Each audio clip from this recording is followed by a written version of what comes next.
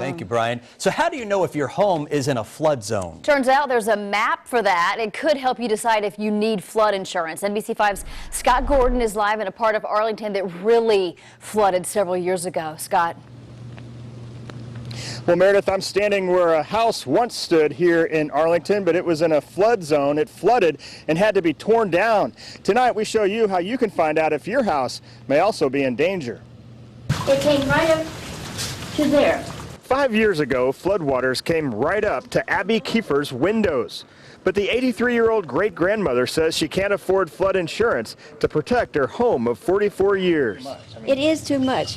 I'm a widow and live on Social Security and my husband's retirement. The reason it's high?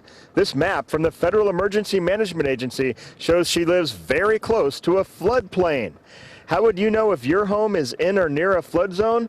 You can search for your address on FEMA's website and pull up a map of your neighborhood. But insurance companies use more than just these maps in setting rates. A homeowner's insurance policies do not cover you for flood, whether it's your actual dwelling, your property, or it's your content. So you have to secure a separate flood insurance policy. Independent Dallas agent Ken Davidson says more than 75% of Texans decide they can't afford it or don't need it. But he warns when a flood hits, it's too late. Buying insurance for claims.